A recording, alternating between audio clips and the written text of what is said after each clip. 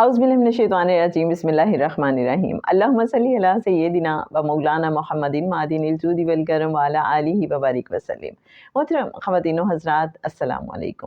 کبھی آپ کی زندگی میں ایسا ہوا کہ آپ کو لگا ہو کہ فلاں جو لوگ ہیں وہ آپ کے خلاف کوئی سازش کر رہے ہیں، کوئی پلاننگ کر رہے ہیں، آپ کو نقصان پہنچانے کی کوشش کر رہے ہیں؟ ایسے میں آپ نے کیا کیا؟ ایک قصہ آپ کو سناتے ہیں۔ ایک شخص کا گدھا ایک کنویں میں گر گیا۔ کنواں بالکل خالی تھا، اس میں پانی نہیں تھا۔ اب اس شخص نے سوچا کہ اس گدھے کو کنویں سے نکالنے کے لیے بہت زیادہ ایفرٹ بھی کرنی پڑے گی اور بہت زیادہ میرے وسائل بھی خرچ ہو جائیں گے۔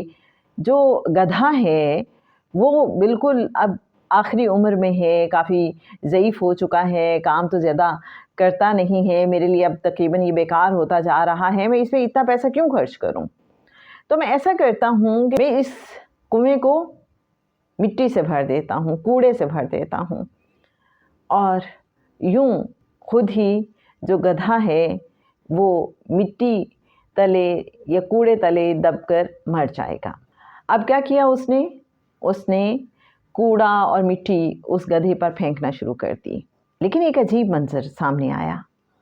گدھے نے اس مٹی کو، اس کوڑے کو جھاڑا اور اس کے اوپر کھڑا ہو گیا۔ وہ شخص کنویں میں مٹی ڈالتا گیا، گدھا اس مٹی، اس کوڑے کو جھاڑتے ہوئے اٹھتا رہا، یہاں تک کہ کنواں مٹی اور کوڑے سے بھر گیا اور جو گدھا تھا وہ کنویں کے کنارے کے قریب پہنچ گیا اور بخیر و عافیت کنویں سے باہر نکل آیا۔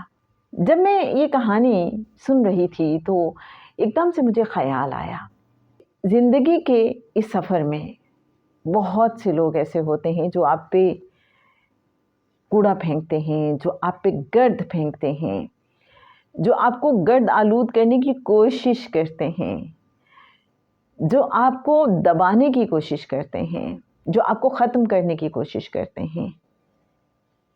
تو کیا ہم انہیں ان کی کوششوں میں کامیاب ہونے دیں اور اس ملبے تلے دب کر ختم ہو جائیں، یا پھر ہم بھی اس مٹی کو، اس کوڑے کو جھاڑتے ہوئے اٹھ کھڑے ہوں اور ایک قدم اور اوپر چلے جائیں، ایک درجہ اور آگے بڑھ جائیں؟ کیا یہ زیادہ بہتر نہیں ہوگا؟ لیکن اس کے لیے ضروری ہے کہ ہم ماتم نہ کرتے پھریں، ہم گلہ شکوہ نہ کرتے پھریں کہ میرے ساتھ یہ ہو گیا، وہ ہو گیا۔ بس مٹی جھاڑتے چلے جائیں، کھڑے ہوتے چلے جائیں۔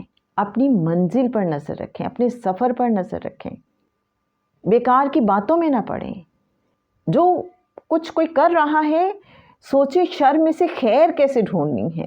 ضروری نہیں ہے کہ کوئی آپ کے لیے شر پھیلا رہا ہے، اس کو بعض اوقات کاؤنٹر کرنے کے لیے اپنی انرجی ضائع کرنے کی ضرورت ہی نہیں ہوتی۔ بس اپنے راستے پہ چلتے رہیں، صراط مستقیم پہ، اپنی منزل کھوٹی نہ کریں، پگڈنڈیوں میں نہ اتریں۔ آپ کے دائیں بائیں جو کچھ کوئی کر رہا ہے اسے کرنے دیجیے۔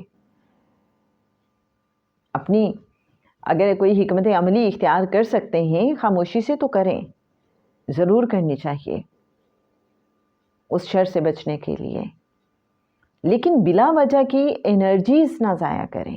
اگر آپ کی زندگی کا کوئی اعلیٰ مقصد ہے تو بعض اوقات لوگ بلا وجہ باتیں کر رہے ہوتے ہیں، سازشیں بھی کر رہے ہوتے ہیں، لیکن اگر ہم اپنا مقصد چھوڑ کے، اپنا اعلیٰ مقصد ترک کر کے ان سازشوں کا جواب دینا شروع کر دیں گے تو کیا ہوگا؟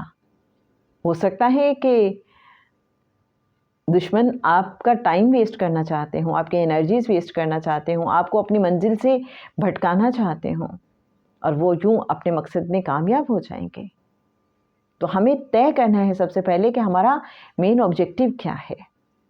ایک اللہ والے کے بارے میں سن رہی تھی کہ جب وہ سفر کرتے تھے تو جس گاڑی میں سفر کرتے تھے اس کے دائیں بائیں والے جو شیشے ہوتے تھے ان پہ پردے لگوا دیتے تھے، کالے پردے، اور ان سے کسی نے جب پوچھا کہ آپ ایسا کیوں کرتے ہیں، وہ کہتے ہیں تاکہ میری سامنے منزل پہ نظر رہے، دائیں بائیں کے جو مناظر ہیں ان میں میرا ذہن نہ بھٹکے۔